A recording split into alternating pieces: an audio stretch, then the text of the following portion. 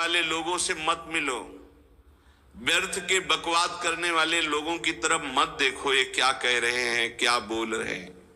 और तुम भी व्यर्थ का बकवाद मत करो।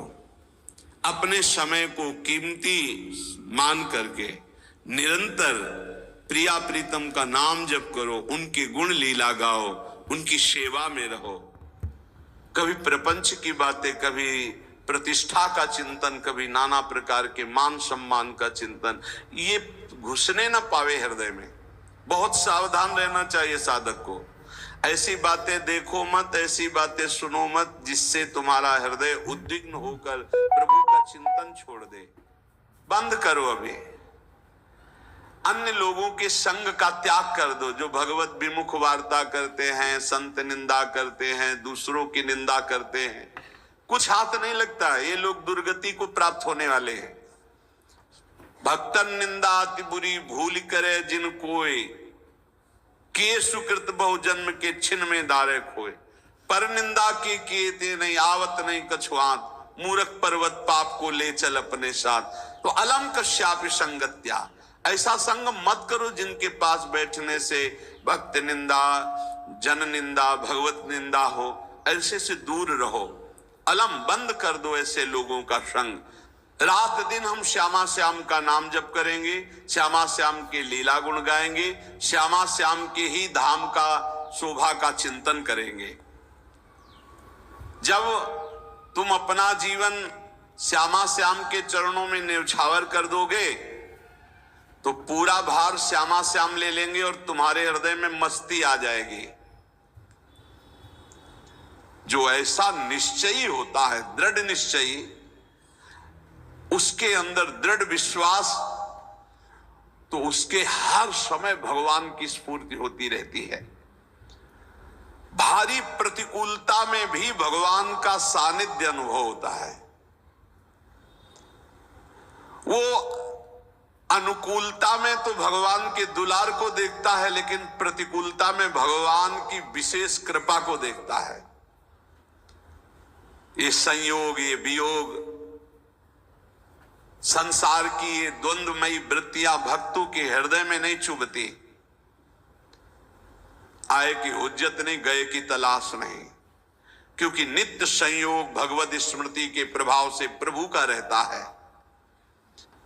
शोक, विषाद बहुत ध्यान देने योग्य विषय है।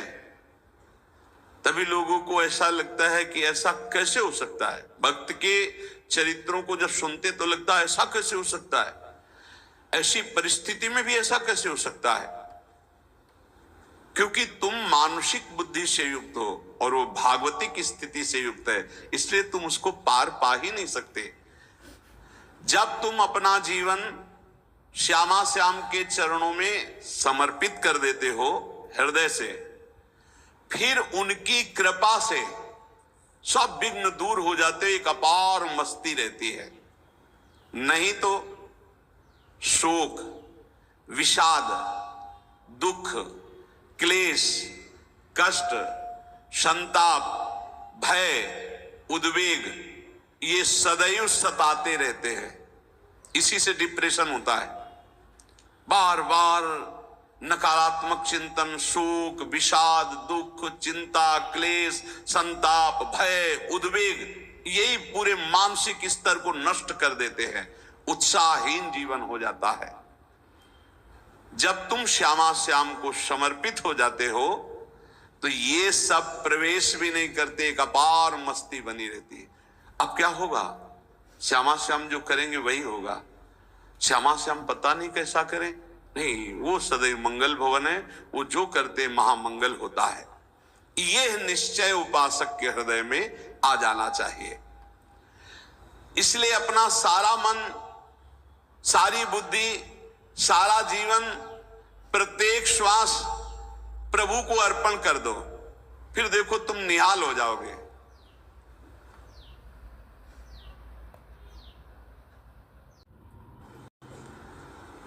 दुख, शोक, विषाद, क्लेश, कष्ट, संताप, भय, उद्वेग, ये उसी को व्यापते हैं जिसने अपने जीवन को प्रभु के चरणों में अर्पित नहीं किया।